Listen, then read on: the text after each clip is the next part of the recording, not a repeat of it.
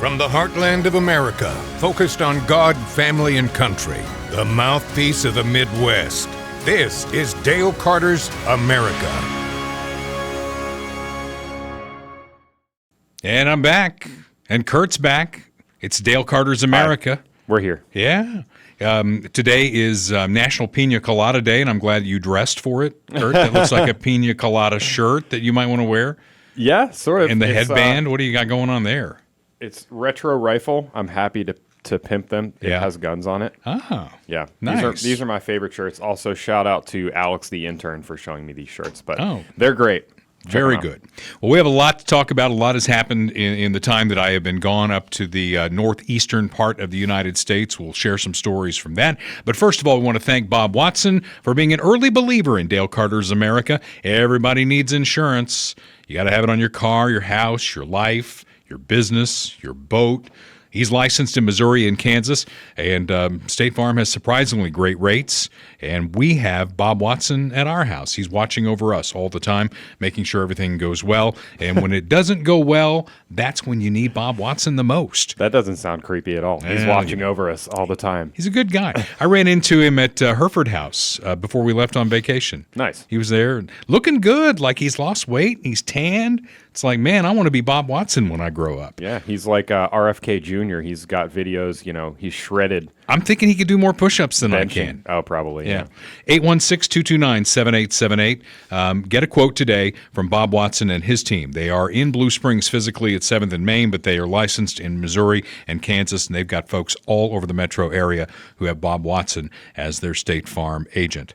Okay, so there are a lot of ways that you can get this podcast. We enjoy you being with us. There's the audio only, of course, which is where we started, and we're still there, but now we've branched into video. There's lots of ways to get a hold of us, Kurt. Yes, absolutely. The main one that we try and push right now is YouTube because we play a lot of video clips. We like the engagement. If you leave a comment, it really helps us out. And I wanted to say one more thing, too. Like, we read, I think, every single comment that we get. There are some times where we get a lot on certain posts and things like that, but on Facebook, on YouTube, we read every single comment. And then the other thing is we have email, too, which we don't really talk about as much, which is dalecartersamerica@gmail.com. If you have an idea for the show, if you want to partner up with us, or you have a business that you think would like to partner up with us, or any ideas that you want to explore, send us an email and we'll respond. By the way, did you see that Mark Alford, our favorite congressman, has started a podcast? Oh, really? You know what it's called? Mark Alford's America. Ding. Can we sue? I don't think we can sue over that. We wouldn't sue him anyway. We like him too much. Yeah. But I'm going to give him some grief about that next time. You know what? I think we can give it a pass as long as he gives us credit for the name and he shouts out our podcast. Appears on the podcast, right? Yeah. We got to get that done. Yeah. And I will get that done. Mark will be a guest with us before you know it. So while we were in New England, we were going to places we've never been before. People ask, do you have relatives up there? Why in the hell would you go up there? But we went up there because, there are places we haven't been. And New Hampshire for me, and Maine was another one. And so we weren't at a Walmart in Maine because, Walmarts are everywhere, obviously. And it was pouring down rain. So this person might get a pass for this, but then again, maybe not. By the way, that is a big dead bird to the left of that cart that you're showing right now. It was just like laying there. It kind of freaked me out a little bit. And that was not the only one. I mean, I took one picture, but there were carts all up and down that island. People had basically said, nope, I'm going to put the cart right there, and then I'm going to go. Yeah. And I thought that was, you needed to be there. The cart narc needed to be there. Yeah. Well, Walmart is notoriously bad, I think, for the cart thing. I mean, it's like every Walmart you go to, unless you're in some super rich neighborhood, where everyone's in the HOA and PTA and all that kind of stuff, you get carts at Walmart in the parking lot, on the little median things, all that stuff. So not surprising. Yeah. The other fun thing about the trip was my wife, Jennifer, is from Cass County, Missouri, right? Mm-hmm. Austin Watterson, we'll get to him in a little bit here, but Austin's one of our sponsors, but his business is in Cass County. And let's just say that they have a unique way of speaking in Cass County, and it does not translate well in Maine. And so we went into a diner, and I observed this, Kurt. There were two conversations happening, the one from the lady at the diner and my wife. And because I'm a professional, I understood both ends of the conversation, but they weren't speaking to each other. They were like speaking over each other. And then when we were at Walmart, it was pouring down rain, and the lady wanted to check our receipt on the way out because we bought a whole bunch of stuff for this trip. And Jennifer's like, man, it's pouring down rain out there. And the lady at Walmart goes, yep, you're going to have to build an ack. And Jennifer's like, a what? An ack. An ack. Got to build an ack. That's funny. I'm trying to find, I don't know what the main accent is. I just looked up this random video, so we'll see if it sounds right. You could tell that she could be prepared to have eggs. And if she was a lobster that had carried them before, we would have cut a notch in this fin. So whenever I get a lobster that's got eggs, I cut a notch in this fin. And you can never keep this lobster, and that notch will last for a couple more. Sounds almost Australian kind Well, it's a New England accent. Yeah. I met up with one of the guys that worked for me at WWYZ in Hartford. He did middays for me, and he's basically retired to Deer Island, Maine, and I hadn't seen him in like 25 years, and he's definitely got the accent. You lost a lot of weight there. When did you lose your radio voice? It's like, come on, man. Oh, okay. So that's the Cartnark from Maine. Meanwhile, while I was there, we went into Vermont a little bit. Ben & Jerry's is big in Vermont. I am wearing today my Dream Team T-shirt, which features the 4 faces that you see on Mount Rushmore. I did it on purpose because while I was gone, Ben & Jerry's made news on 4th of July. They wanted to celebrate the 4th by America giving stolen lands back to the natives, okay? Starting with Mount Rushmore. They want to give it back. Now, it always, we talked about this on an episode, right? It's like, who would you give it to? Yeah. Which natives? Well, that's a good question. The ground was fought over for thousands of years. Yeah.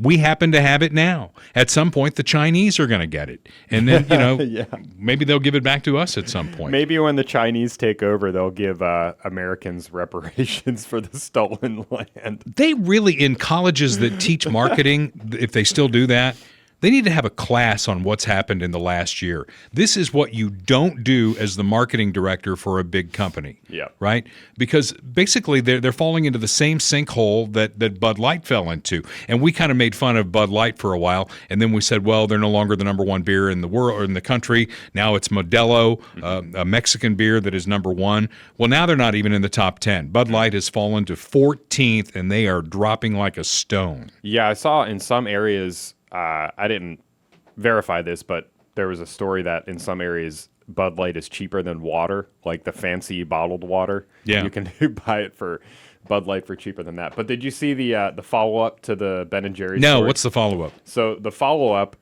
so they put out this thing. I'll just read it again in case you're just listening to the audio podcast. So on July 4th, Ben & Jerry's put out a tweet. They said, this 4th of July, it's high time we recognize that the U.S. exists on stolen indigenous land and commit to returning it. Learn more and take action now. So the U.S. is on stolen land. We have to return the land to the Indians. Well, like the next day, an indigenous chief came out and said that the Ben & Jerry's HQ in Vermont is on indigenous land. Of course it is. Of course it is. Ben & Jerry's needs to return the land. Well, that's what I put up on Facebook. I mean, let's don't start with Mount Rushmore. Let's start with you. Yeah. What do you have? Why don't you give it back? Yeah. I mean, my home in Blue Springs was probably at one time, some tribal land. I'm not giving it back. I wouldn't even know who the hell to give it back to. Yeah, you can look up this story on your own. I'm not going to read through it. It's Newsweek, but if you just look up Ben & Jerry's stolen land, you'll find it. So it's complete virtue signaling, and all it does is piss off people who might otherwise buy Ben & Jerry's ice cream. Yeah, well, I mean, if you're still buying Ben & Jerry's ice cream now, I mean, this is nothing new. They've been extremely woke. I mean, like, communist, basically. I mean, the owners are basically communists. They're super anti-cop. Right. They've had the BLM stuff. They've raised money and donated to anti-cop, anti-American causes for many, many years now. So this is nothing new. Yeah. I mean, Ben & Jerry's is trash. Don't buy them. The day that I saw this story, we were in Kennebunkport, Maine, and we were having dinner at this place called Allison's, which was really good, by the way. And we're looking for ice cream near us. and there was a locally owned ice cream stand, and then up the street there was a Ben & Jerry's. And then I saw that story. And I wasn't going to go to Ben & Jerry's anyway because of a lot of reasons you just stated. And the other thing is they put flavor combinations together that disgust me. I mean, whatever. If you like Ben & Jerry's, you like Ben & Jerry's. So we went to the local guy, and I wonder how many people saw that story in Kennebunkport, because it was crowded. There was a huge crowd in Kennebunkport, and they were all walking the streets and all that.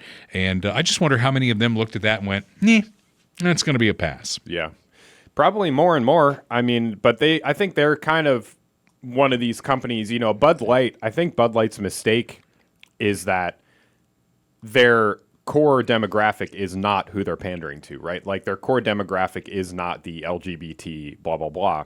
So, and they're also not going all the way. They had this one thing with Dylan Mulvaney, and then they tried to backtrack without apologizing. Right. But Ben & Jerry's is kind of taking the other strategy, which a lot of companies are, which is like they're all in. They're full in on the progressive bandwagon. So they're kind of banking on the people who agree with them going out of their way to buy Ben & Jerry's, and the people that don't agree with them going out of their way not to buy it. Well, let's keep an eye on that story and see how long it takes for them to give back their factory ground. Yes, I agree. They should lead by example. Otherwise, they're complete hypocrites. I agree. They probably are. I agree. Okay, so moving on to cocaine in the West Wing.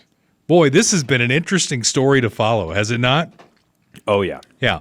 So there have been a lot of, well, this happened, and then they go back, and no, this happened, and then this happened, and this happened. So what is the latest on this? So my understanding is at first there was like a powdery white substance that was found. They did testing on it. They confirmed that it was cocaine. And then the back and forth was on where it was actually located within the West Wing. So at first, it seemed like the administration and the media were trying to cover up for it, saying that it was in a high-trafficked common area where tourists go, So it was probably just some. By the way, tourists don't go in the West Wing. That's right, yeah. Well, you can, I believe, right? But you need like a special invitation or something like that. I've been in the West Wing, and it was with a Secret Service agent. So Secret Service agents, like on Sundays when the president's not there, they can take VIPs through the West Wing and all that, but it is not on the regular tour. Right. Yeah. And I've been to the White House once when I was a kid too, and I didn't go to the West Wing, I believe. But anyways, so they're trying to go back and forth on where it was actually located.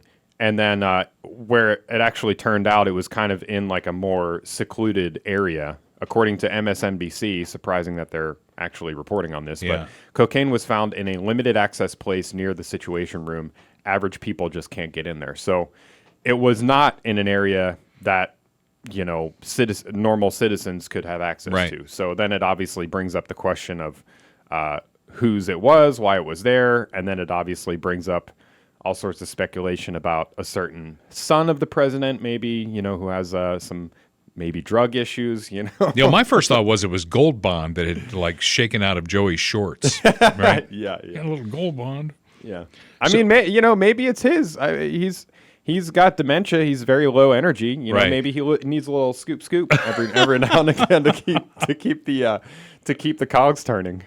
All right, move on. Well, so there's lots of stuff on this, and I just I cannot get enough. So we have Karine Jean-Pierre exactly inside the West making Wing. excuses. The substance was discovered. I'm not going to get into specifics. All I can say is when people visit the West Wing, there is the area of the West Wing where it is highly traveled, and that is what happens. People come through this particular area. It's highly traveled. I'm just not going to get into specifics. I'm not going to get into not going to get ahead of the Secret Service, and so I'll let them speak to that. That's like her go-to answer for everything is, I can't get into it. Have you seen the picture of her? There was a meme of her with like blow all over her upper lip. Yeah. I did That's see kind of mean. This is something funny that I saw. Hold on.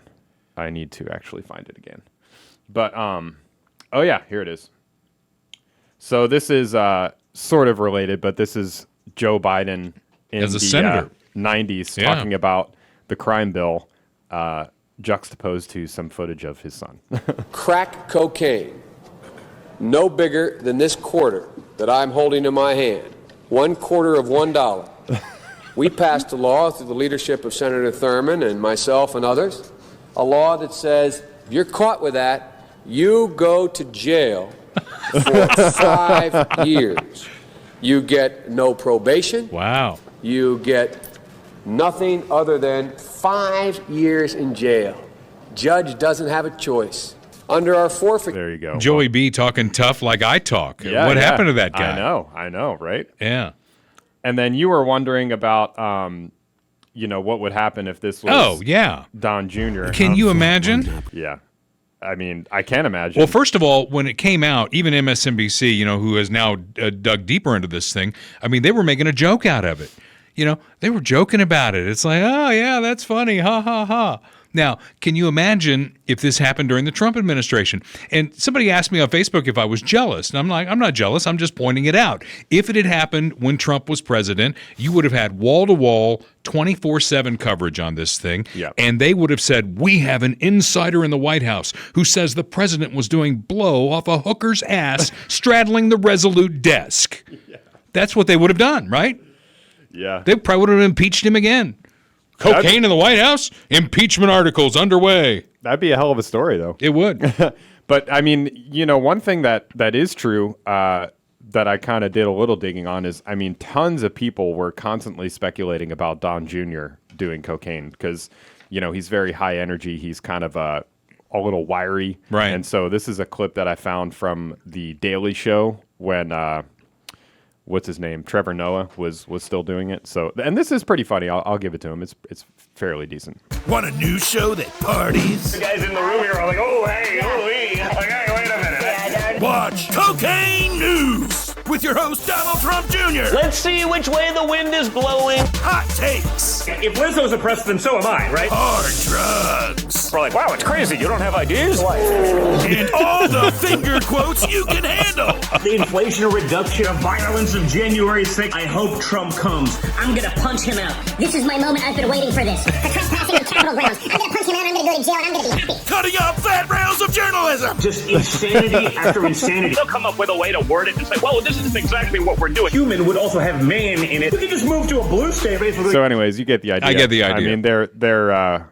very strongly suggesting there. And it's a pretty funny clip, but I mean, you see what lengths they go to with the Trump family. They found cocaine in the Trump White House. I mean, that's game over. Meanwhile, it's good to be a Democrat where they get to run play number 5, which they've run into the ground on this thing. Nothing to see here. Yes. There's nothing to see here. Hunter gets a sweetheart deal because his dad's the president and he's got the Justice Department all locked up.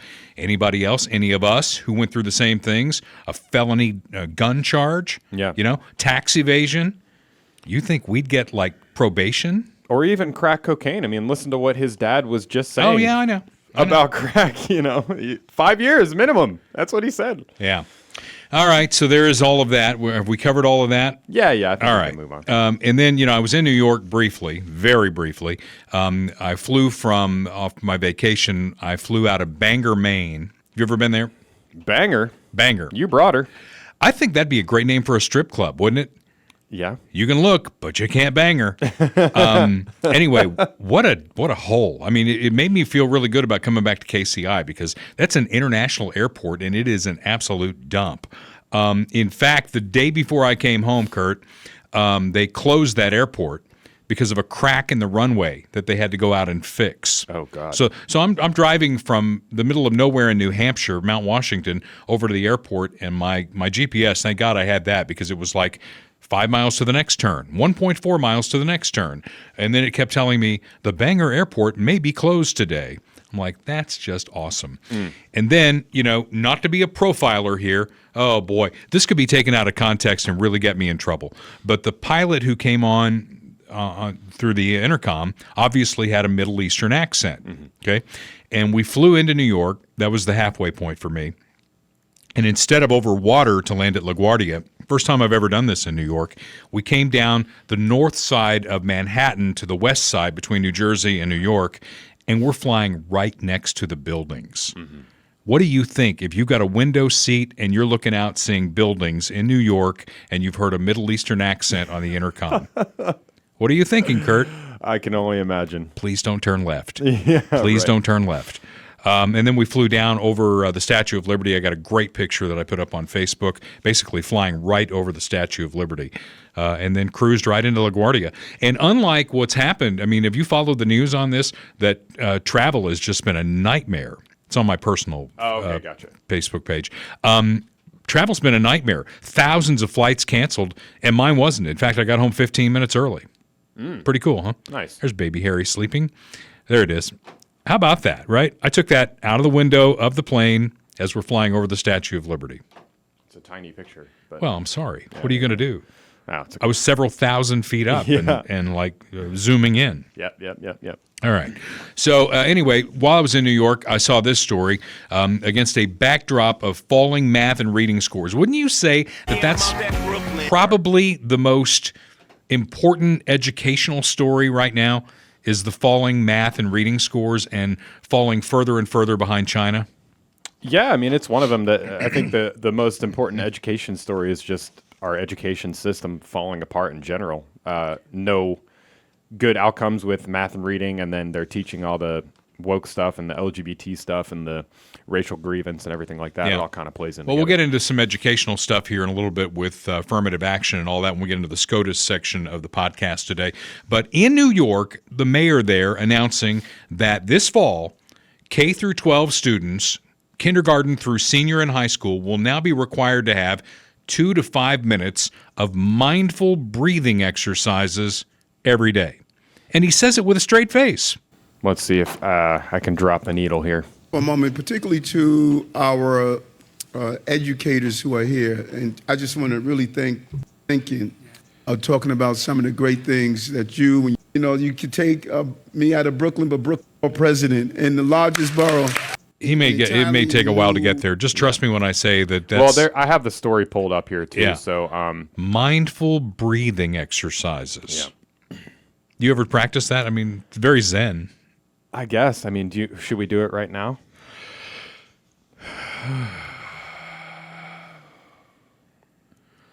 I don't know. You're crossing your hands there like you're praying. Oh, yeah, that's true. Yeah, we can't have that. That wouldn't fit. That'd be prayer in school, Kurt. Demerit. Well, yoga is sort of satanic when you look into it, so. But we're not going to talk about that. Okay, so practice some mindful breathing. It will automatically bring up your math and reading scores and make us more competitive with China. You don't have to study, man. You just have to breathe. That's it. Everyone knows that. Could you fail at that? I mean, what if you fail at that? I got an F in mindful breathing. That's not good. All right. What is good is Medicare Simplified KC, which sounds like a contradiction in terms.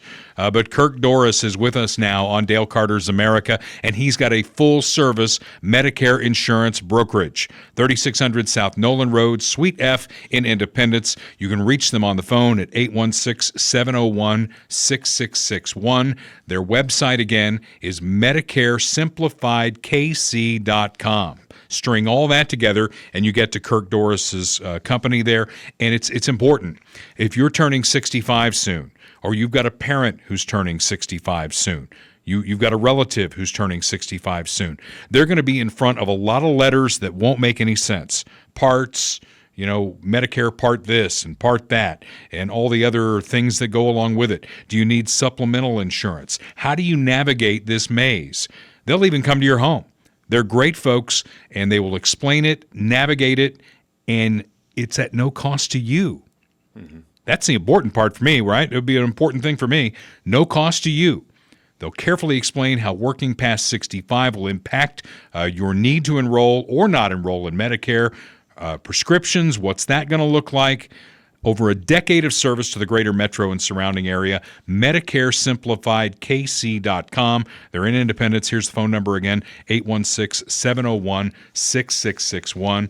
If you're about to turn 65 or you know somebody who is, they really need to get this done.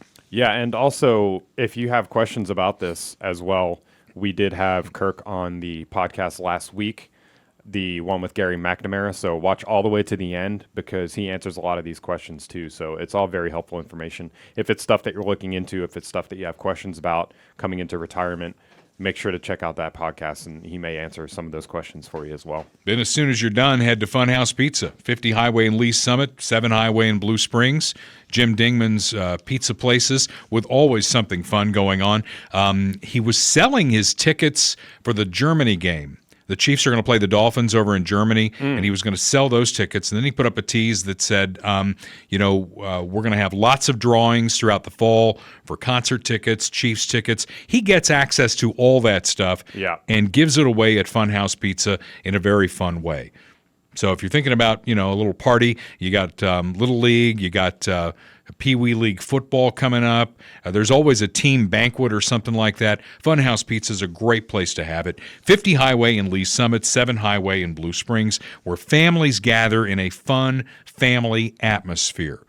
The only rule really that I've seen posted on the wall is pull your damn pants up. As long as you pull your pants up, you're going to be okay in there, right? Yes. You can even ride the rides. Okay, SCOTUS and the Biden administration. I made kind of a quip on this that Biden is batting like the Royals this year. Yeah. He's like swinging and missing a lot. And even before we get to that, the Louisiana judge who put a restraining order on the White House. I mean, it's basically closing the barn door after the horses are out, but he referred to their Orwellian attempts to censor free speech during COVID, and now they are enjoined by this judge, and I'm sure it's going to go up through the judicial system. It may even end up in the Supreme Court, who knows. But right now there's an injunction, so Karine Jean-Pierre and the other folks in the West Wing, they can't be bringing in these people from Twitter and Facebook and all the other social media things saying, hey, you know what? We'd like you to put a governor on this. When people say the vaccines may not be all that, we need you to kind of step on that. Yeah, I mean, it's good, I guess, that they're maybe 2 years pushed. late. Yeah, I know. It's like 2.5 years late, So hopefully we learn something from this, and next time something like this happens again, because it will happen again. I mean, you can count on that, that we've actually learned something from it, and we won't let this happen. So to SCOTUS, where last I looked in the last few decisions before the end of the court term, Joey B was 0 for 3, right? Yeah. Affirmative action.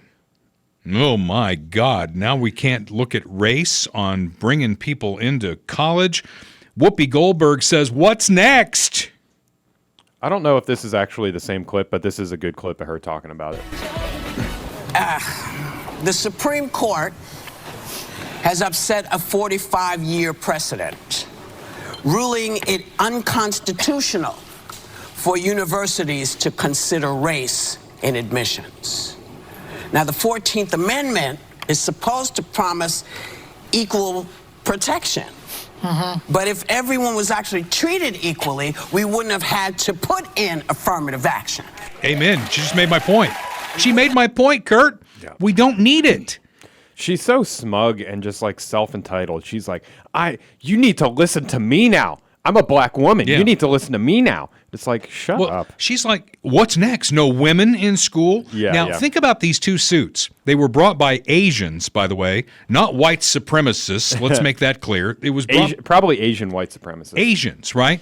Who are very smart. I've gone to school with Asians. They can run circles around me. First of all, I suck at math. I was never going to bring the curve up in math, all right? But, if you're an Asian and you've got a perfect SAT and you can't get into the school of your choice because affirmative action bumped your spot, hell yeah, I'd sue. Oh, yeah. And they took it all the way to the Supreme Court, and the Supreme Court all the way back to Sandra Day O'Connor, who basically said, I can see a point in time when we're not really going to need this anymore. Mm-hmm. I mean, we're becoming kind of I want to say colorblind society, but we're probably never going to be that. But think about it in terms of interracial marriage. Mm-hmm. There will probably at some point be an American race that's not white, that's not black, that's not Asian, that's somewhere in the middle. Think about, Patrick Mahomes, for instance. Think about, you could name any names on this. It's where it's going. So for you to basically, not you, Kurt, but you on the left to basically say, we've got to put our thumb on the scale for actual African Americans because they can't make it without our help. Yeah, it's ridiculous. And it's not a colorblind society. I mean, it was until Barack Obama became president, basically. Oh, he set it back and then decades. we started going back in the other direction. So that's the trend now. And there's this other good clip, kind of the quiet part out loud, just like Whoopi just said. But this is Joy Reid talking about affirmative action and Harvard. Well, let me just be clear. I got into Harvard only because of affirmative action. I'll just stop it right there. I mean, that's it. That's all you need to know. I didn't go to Harvard, by the way. Let me just be clear. I got into Harvard only because of affirmative action. I went to a school no one had ever heard of in Denver, Colorado, in a small suburb. I didn't go to Exeter or Andover. I didn't have college test prep. I just happened to be really nerdy and smart and have really good grades. So she goes on to explain how she was less qualified than other people, but because she's black and because of affirmative action, she got into Harvard. So there you go. So all this talk about reparations and money and all that and race relations and all that, what if, Kurt, what if we took all that money and we plowed it into making K through 12 education better so that you don't have to put your thumb on the scale? Oh, that would be nice, wouldn't it? I'm just thinking, Sorry. Thinking out loud there. Put the money, put the resources into getting smarter kids out of K through 12, and then you don't have to put your thumb on the scale. Yeah, totally. And Ketanji Brown Jackson, I mean, Biden basically, remember the clip we played where he said that, she was like the smartest and brightest on the court? Yep. She continues to say really dumb stuff. I haven't seen many clips of her recently. Yeah. Well, she was talking about affirmative action, and just look for, you can research it yourself there, but the things that she says just make absolutely no sense and can easily be fact-checked. And this is the person who could not tell you what a woman was. Mm-hmm. And she's off her rocker talking about affirmative action. Affirmative action needed to end. And I know Joe Biden says this is not a normal court. But it's a court that is normalizing things. It's like, wait a minute, we've got to be a check on this way left administration. And it's, Here's that clip of Biden. We'll play that real quick. President Biden, the Congressional Black Caucus said the Supreme Court has thrown into question its own legitimacy. Is this a rogue court? This is not a normal court. Today I want to offer not a normal court. So that referred back to something else, which we'll get to in just a second. First of all, taking them in the order that I have here, the LGBTQ folks, they took a dart from the court as well, because someone who designs websites where creativity is involved didn't want to design a website for the LGBTQ+++ community. Okay, and which makes sense. It's the First Amendment. You should not be compelled to do something that goes against what you believe, right? Yep. And the guy who plays Christopher on The Sopranos, I don't know what the actor's name is. What's his name? Michael Imperioli. Yeah. So his take on that was he's decided to forbid bigots and homophobes from watching The Sopranos, The White Lotus, Goodfellas, any movie or TV show that I've been in. Thank you, Supreme Court, for allowing me to discriminate and exclude those who I don't agree with and am opposed to. USA, USA. Well, okay, he's absolutely wrong on this, and I'm going to tell you how he's wrong. This is not the lunch counter. This is not the back of the bus. This is you being required to do something with your creativity that you don't agree with. So, Michael Imperioli, what is it you don't agree with? Let's find it. Let's figure out what it is. And then you are presented a script, and you are now compelled to act that script. Yeah, Michael Imperioli has to play like a super awesome Trump supporter protagonist in a movie and wear a MAGA hat. Exactly. You think he's going to do that? No.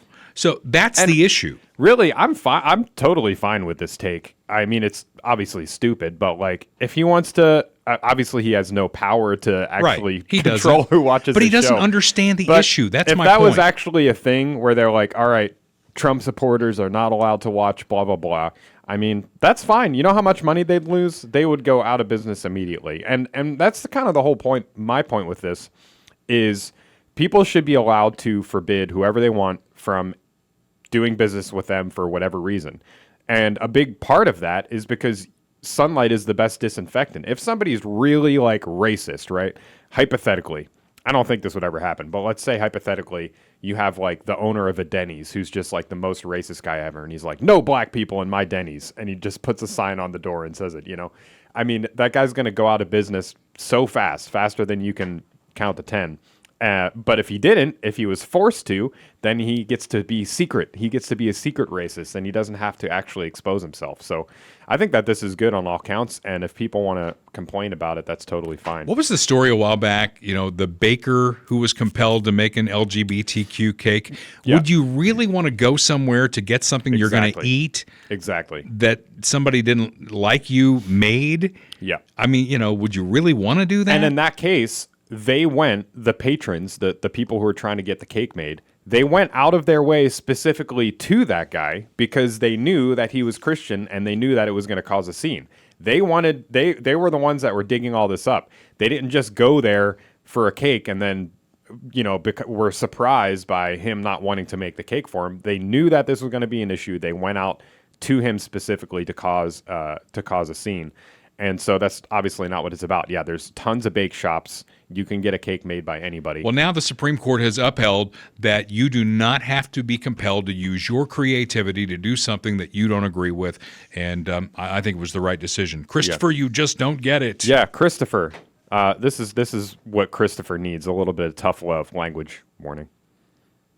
Sorry I'm late, the alarm was. What the fuck is wrong with you? Didn't Paulie tell you I ain't been feeling good? You know what, I wet my ass with your feelings. Thanks a lot. Drive the fucking car. I miss The Sopranos. I gotta go back and watch it. Oh, it's so good. I just went on YouTube and looked Tony yelling at Christopher and played the first one that I found.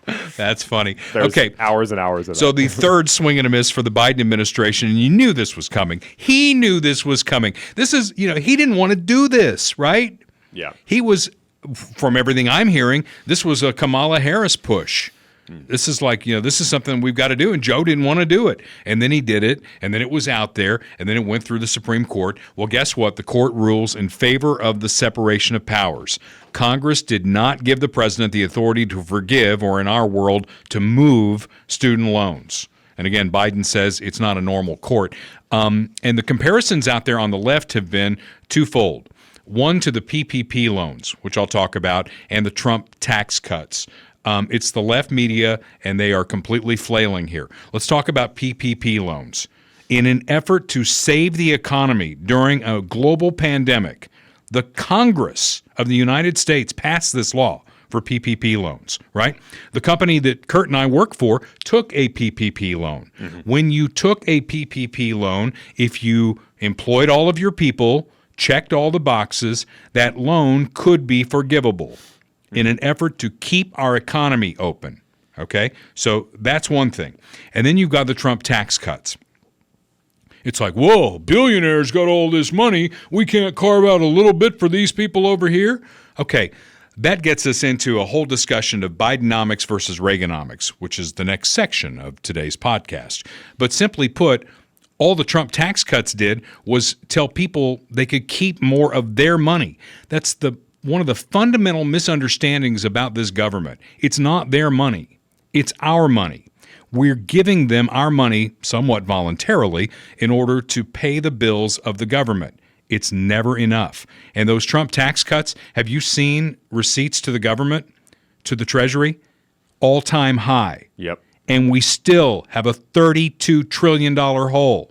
Yep, like you said, it's not enough. Never going to be enough. It's like reparations. What's the number? It will never be enough.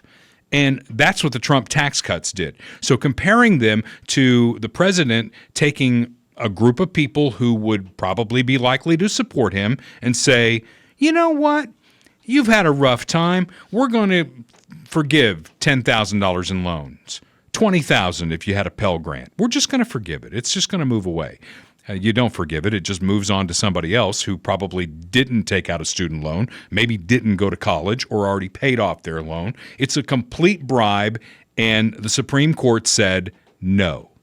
Yeah. 0 for 3. 0 for 3. Bad week for Biden. Good week for the Supreme Court. Good week for America. Good week for America, yeah. Yep. And, you know, Clarence Thomas remains undefeated yet again. I mean, the guy is just an American hero, in my opinion. I mean, he's going to go down as one of the most important political figures of the last century. Top 3, without a doubt. And, the three very liberal justices who are still there, these decisions ought to be 9-0 if you read the Constitution and understand the Constitution. Let's go back through the 0 for 3 that Joey B just had, because it was 3 principles of the Constitution. And if you go back in the early days of this podcast, we explained the Constitution. I've actually read it. Kurt's read it. We broke it apart so that you could understand it. Okay, affirmative action. And Whoopi Goldberg even made my point for me. The 14th Amendment and the Equal Protection Clause is basically showing that affirmative action is a violation of the Constitution. Equal protection under the law is the 14th Amendment, and it came out of slavery. So there's a reason that it's in the Constitution. All right? LGBTQ, pretty simple. First Amendment. It's the most important amendment. That's why it's the First Amendment. Government can't force you to do anything. Most people think of freedom of speech as you can say whatever you want with certain exceptions, but the clause that the court interpreted was the First Amendment means we can't compel you as a government to create something that you don't agree with. So the Constitution wins there again. And again, the separation of powers. Article 1 set up the Congress. Article 2 set up the presidency. Article 3 set up the judiciary. Checks and balances among the three, but the most preeminent is the Congress, and it needs to step up. It needs to take back more of its power. And whether it's a Republican or Democrat, Kurt, what we've got to get away from is this idiocy of hundreds and hundreds of executive orders, because that's what happens. New president comes in, it's like, screw Congress, I can't get anything done there, so I'm going to fire off 200, 300 executive orders. Trump did it. Biden's doing it. Obama did it. Yeah. It's got to stop. Yeah, and it's not just the executive orders. It's all of the departments and agencies, too. Exactly. That are part of the executive branch. And that's not even executive orders. That's worse because they don't even go through the president. They're unelected bureaucrats. They write most of the laws that actually govern our lives. What kind of gas you can put in your car, what kind of gas you can put in your house, how big, whatever energy standards have to be, all that kind of stuff.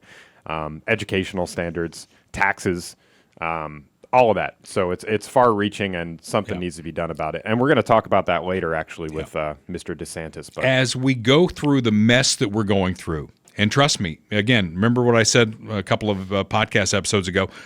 This is like taking your child and forcing them to look at something that they've done. Mm-hmm. Okay, you made this mess, look at it. Because it's not going anywhere. We don't get a chance until next fall to course correct. In the meantime, we've got a Republican House of Representatives. Claw back some of your power, Congress. You got to take it back. This country needs to be governed by laws and not executive orders, and not, as Kurt said, executive departments, because it's gotten out of control under Republicans and Democrats. Maybe this is a time when the light can come on and we can look at the Constitution and say, my God, we're a republic. Why don't we act like one? Why don't we go back to this founding document and say, maybe somebody might want to read it. Ketanji Jackson Brown, maybe you might want to read the Constitution since you're a Supreme Court justice. And your job is to, look at the Constitution and square that up against what's happening. Maybe it's just me. But I do have a new roof, and I'm happy about that. Royal Roofing and Solar. Austin Watterson, their crew came on a very hot day. They got it done in one day.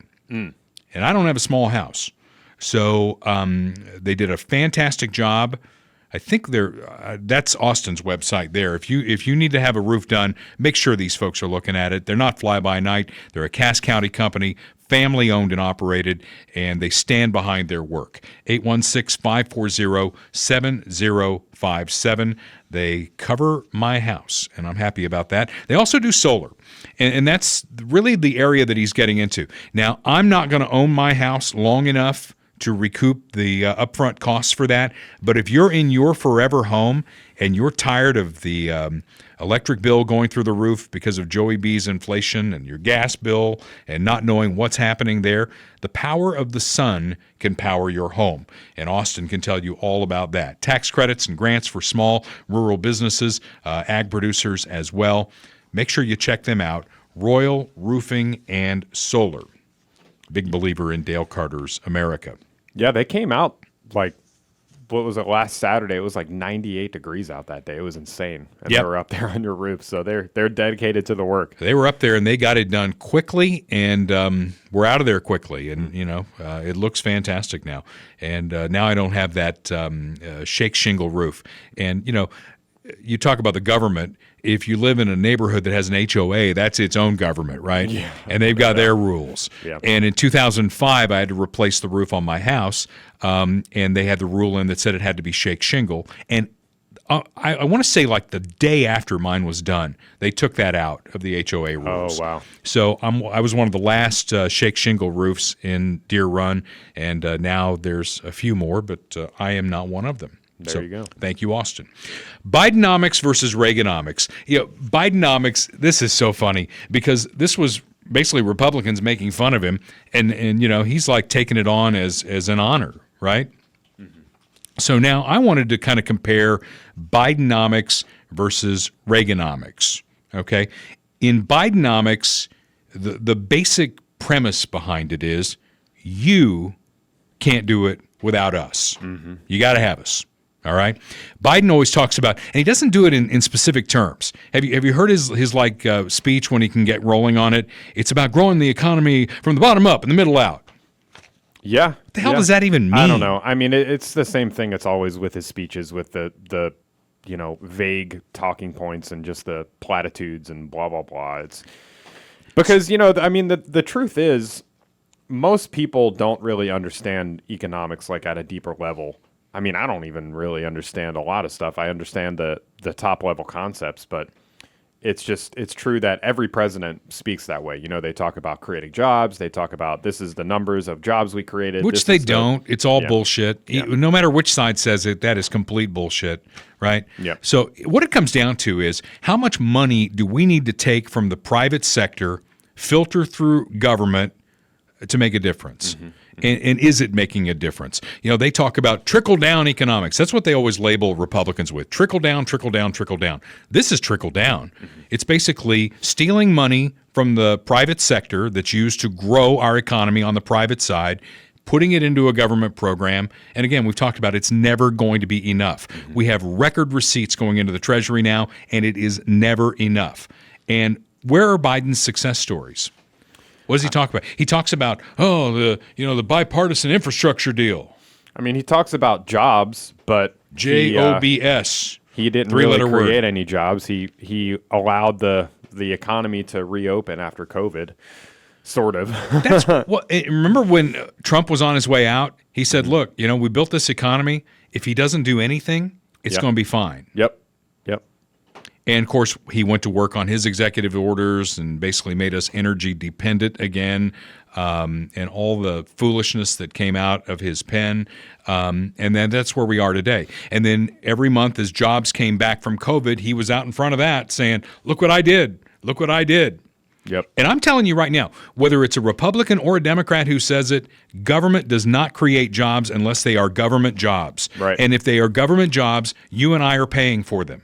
Right. They work for us.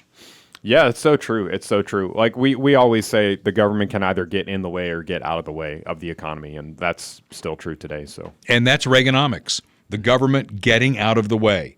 Remember, well, you don't. You were a kid then, but we were coming out of stagflation, the Jimmy Carter era. We had something called the misery index. I was not a kid then. I was not born then.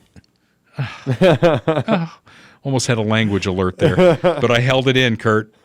You're proud of me. I held it in.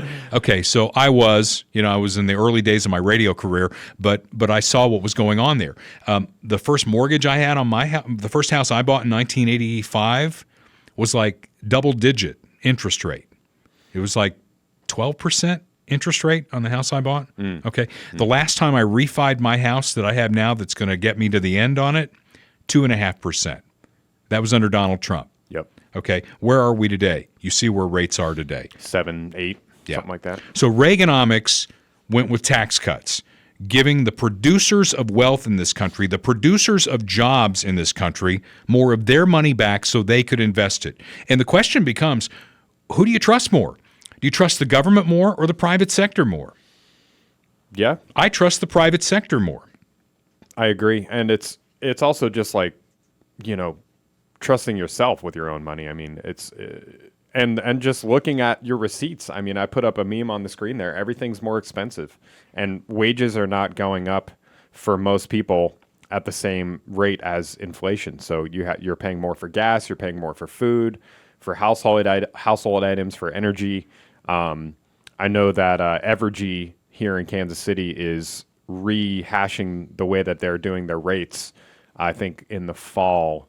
I don't know if you've seen anything about that, but because of the rising cost of energy, they're going to be passing that down to the consumer later this year. So those are the kind of things that people really care about. It's like how much does it cost to live? You know, what's the cost of living? What's my rent? What are my energy bills? How much do I spend when I go to the grocery store? How much do I spend when I fill up my tank in my car? So, you know, people like us, Kurt, we want the government to get out of your way so that you can thrive.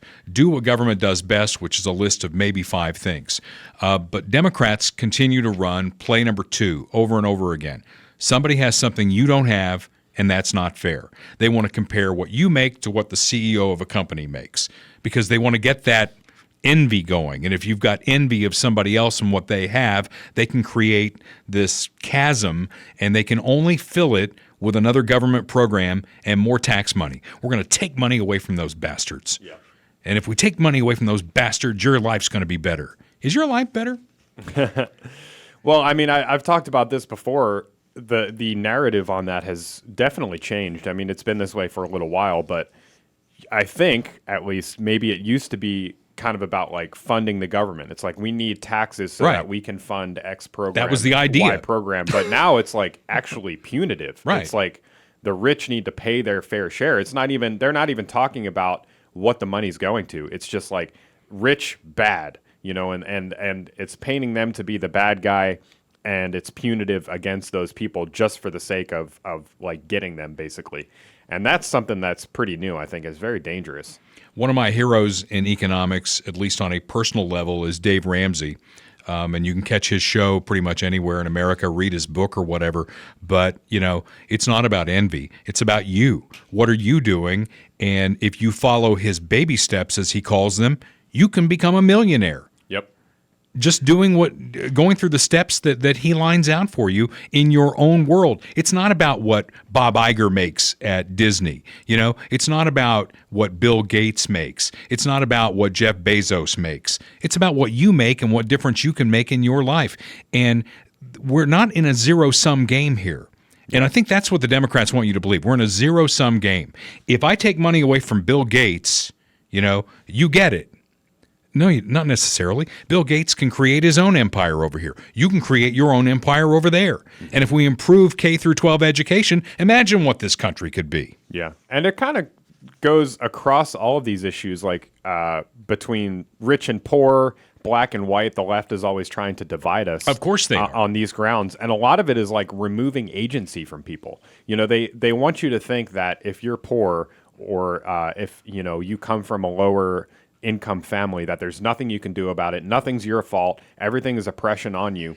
And I see this in my personal life too, where it's like a lot of people, not all of course, but a lot of people that are very left-wing or complain about the rich or taxes and things like that in their own personal lives. They're not doing anything to improve their situation. You know, they complain, they want the government to take care of it, but they're not actually like getting a job, saving money, becoming financially independent and financially knowledgeable about how to save money and how to invest in these things, which is something I'm constantly working on too. But, you know, you have these people that will complain and complain and complain, but they're not actually doing anything in their own personal lives to improve their situation. And that should be the message of Republicans. It's not just lower taxes. It's not just we want to lower the cost of going to the grocery store, but it's like, hey, here's how we're going to teach you how to become financially independent, like a Dave Ramsey would teach you or something like that. That should be part of the Republican playbook as well. I think if I were president, I'd have Dave Ramsey be my economic advisor, or maybe even Secretary of the Treasury or something like that, because he's a smart guy. Surround yourself with smart people. Or if you're a Democrat, check every box that you can along the way. Do we have an Asian, black, left-handed, one-legged person yet? We got to get that done.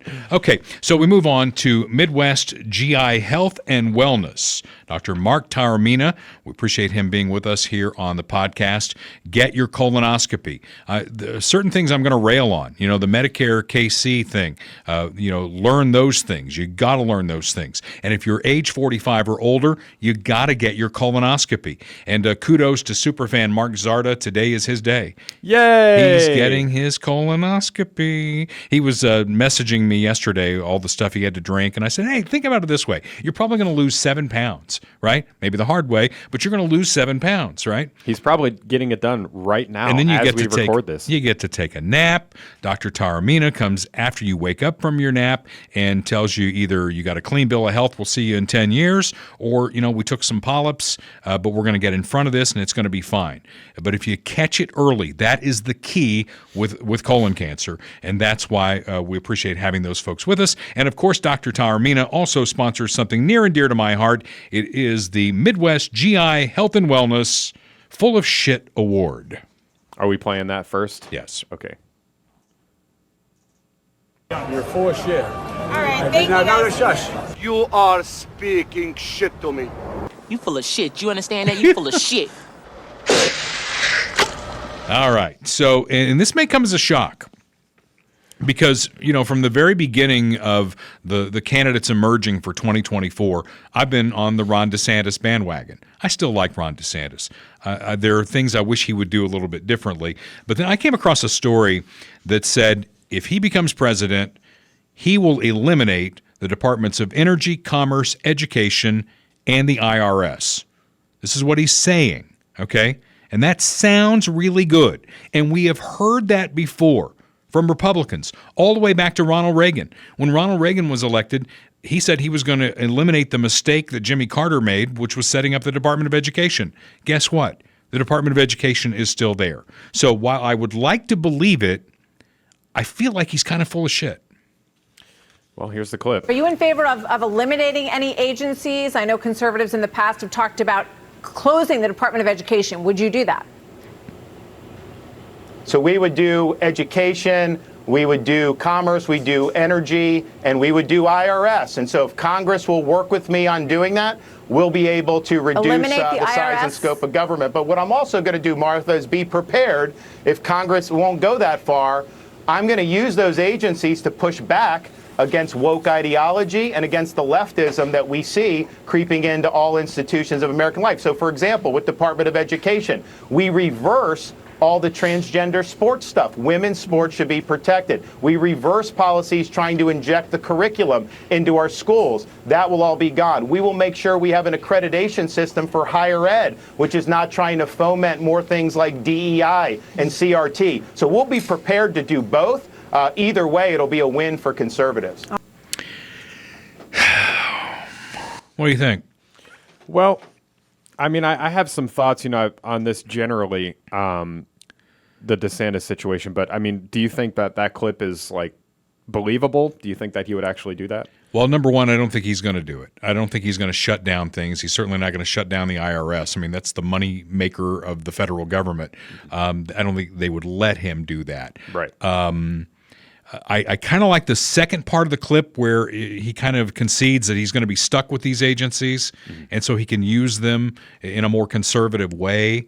I kind of like that. I mean, I really would love for him to be telling the truth. I'd love for a Republican to go in there with stones. Donald Trump didn't do it, right? Just go in there and shut the door. Don't name a Secretary of Education. Don't name a Secretary of Commerce if you want to get rid of that. Don't name a Secretary of Energy.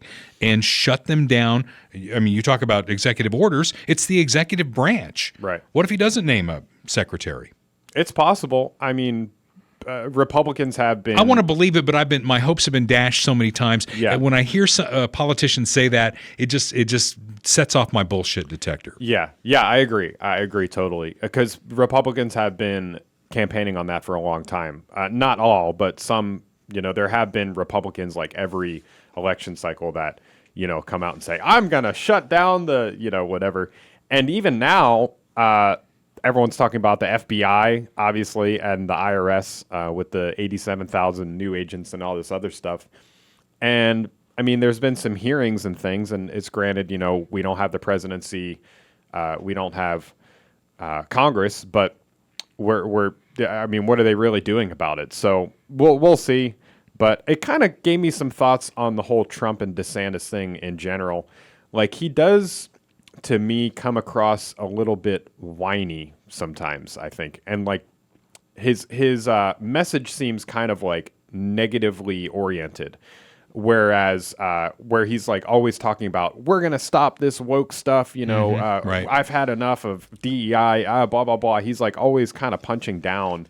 And I think part of the reason, and I'm not necessarily against that, it's important to point out these things, but one of the reasons potentially that he's not gaining in the polls and that Trump still has the popularity that he does is Trump is kind of very energetic. He's he has a lot of positive messaging, whether you agree with that or not. I mean, it's true. He inspires people. He's very charismatic. He's funny. His slogan is "Make America Great Again," not, you know, make America not woke again or something like that. Yeah. So I think that it's important for conservatives to keep that in mind because we can very easily get caught in like this kind of negative mindset of all the terrible stuff that's happening and we need to stop all this terrible stuff and people voted for Biden are stupid or whatever. But we need to have a positive message for the future of America in order to actually gain popularity and win. Inspiring. Yeah. Yeah. My problem with Trump, obviously, is he's very narcissistic and it's usually about him. But to your point, there are times when he is inspiring and where he's talking about the greatness of America, and I like that. Why can't we fix DeSantis and get him going that way? Well, maybe he is. I mean, you know, I'm sure he has some of that too. I'm sure he has some because of that I too. want to win, and I just don't think Trump's going to win. I mean, it does seem like, I mean, curious if you agree with me though, but it does seem like every time DeSantis goes on TV or has a press conference or something, he's kind of always seems like he's whining about like woke stuff, you know? Well, and you know, his announce was wobbly. He tried to do something different, and it's just, you know, I want to see a Republican like Ronald Reagan stand in front of the Statue of Liberty that I flew over, and talk about the greatness of America and inspire us all. And I'm not hearing that with Ron DeSantis, and I find it very disappointing. So. Are we ready to move on? Yeah. Okay. Bob Watson, State Farm agent for 5 decades in Blue Springs at 7th and Main. There, he's got the complete staff ready to go, answer your questions, have your back, your auto, home, life, commercial insurance, your boat, which you've taken out on lakes. Make sure that thing's insured. Licensed in Missouri and Kansas. Get a quote at 816-229-7878. 816-229-7878. Great staff of people right there in Blue Springs who will take care of you and get surprisingly great rates, too, at State Farm. They've had my back for nearly 30 years, and they're ready to help you as well. Blue Springs local State Farm agent, Bob Watson. Make sure you get a quote. Okay, our Commander-in-Chief. You know, there have been times in the history of this country, Kurt, where the Commander-in-Chief had to make our enemies quake in their boots. I'm thinking back to John F. Kennedy and the missiles of October, when Khrushchev was putting missiles in Cuba. And John F. Kennedy went on the air and said, basically, if you do that, it's going to be an act of war. You launch a missile, it's an act of war. And Khrushchev backed down, right? Ronald Reagan said to Gorbachev, tear down this wall. Okay, what we have now is an old man, the oldest person to ever be in the Oval Office, somebody who never ran anything. He was a backbench senator until he was a frontbench senator. It's funny, Karine Jean-Pierre talked about how nobody knows the Constitution like Joe Biden. He knows it backward and forward, right? He's an expert on it, yet he's 0 for 3 at the Supreme Court. Okay, so he goes on MSNBC. He's on set on MSNBC.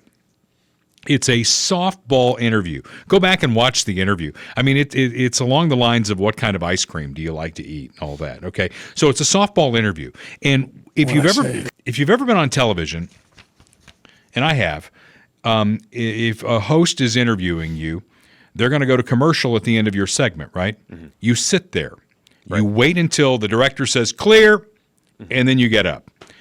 In Joe Biden's world, I guess he had to poop. I don't know. That's the only thing I can come up with. He saw some kids to sniff backstage. He what? He saw some kids he had to go sniff backstage. My. Yeah. So let's roll the tape because I'm sure this makes our enemies quake in their boots.